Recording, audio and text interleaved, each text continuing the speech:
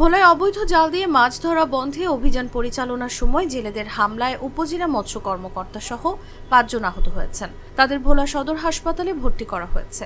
মঙ্গলবার বেলা 11:15টার দিকে সদর উপজেলার কাছিয়া ইউনিয়নের কাঠির মাথা সংলগ্ন মেঘনা নদীতে এই ঘটনা ঘটে। আহতরা হলেন ভোলা সদর উপজেলার মৎস্য কর্মকর্তা এস.এম. মাহমুদুল হাসান, মৎস্য অফিসের অফিস সহকারী রফিকুল ইসলাম, ইলিশ প্রকল্পের তথ্য সংগ্রহকারী তানজিল আহমেদ, কোস্টাল প্রকল্পের আবু জাফর ও তাদের ট্রলার মাঝি মোহাম্মদ জামান।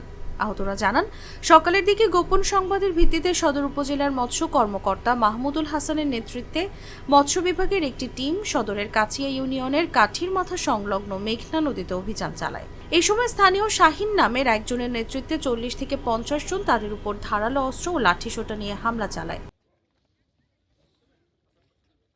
উপজেলা ভোলা সদর উপজেলার মৎস্য কর্মকর্তা সহ তাদের কয়েকজন সহকর্মী মেঘনা নদীতে চর ঘাটের মাথার যে তুলাতুলি যে সাইডটা আছে ওখানে অবৈধ জাল পরিদর্শন করতে যায়। এই পরিদর্শনে গেলে একদল দুর্বৃত্তকারী তাদের উপর হামলা করে।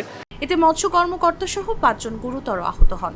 পরে স্থানীয় জেলেদের সহযোগিতায় তাদের ভোলা সদর হাসপাতালে ভর্তি করা হয় এবং 5 জন আহত হয় এবং তারা হসপিটালে আছে। আমরা আহতদেরকে দেখে তাদের কাছ থেকে ঘটনা শোনার জন্য এসেছি এবং আমরা তাদের কাছ থেকে কোনো অভিযোগ পেলে এবং অভিযোগের ভিত্তিতে আমরা আইনানুগ ব্যবস্থা গ্রহণ করব এবং যারা এই ঘটনা ঘটিয়েছে তাদের বিরুদ্ধে কঠোর ব্যবস্থা গ্রহণ করা হবে। এ বিষয়ে জেলা মৎস্য কর্মকর্তা বিশ্বজিৎ কুমার দে জানান, প্রাথমিকভাবে আহতদের হাসপাতালে ভর্তি করা হয়েছে। এ ঘটনায় সরকারি কাজে বাধা ও হত্যা চেষ্টা মামলার প্রস্তুতি চলছে। ভোলা মডেল থানার ভারপ্রাপ্ত কর্মকর্তা আবু শাহাদাত হোসেন পারভেজ বলেন, আহতরা অভিযোগ করলে ব্যবস্থা নেওয়া হবে।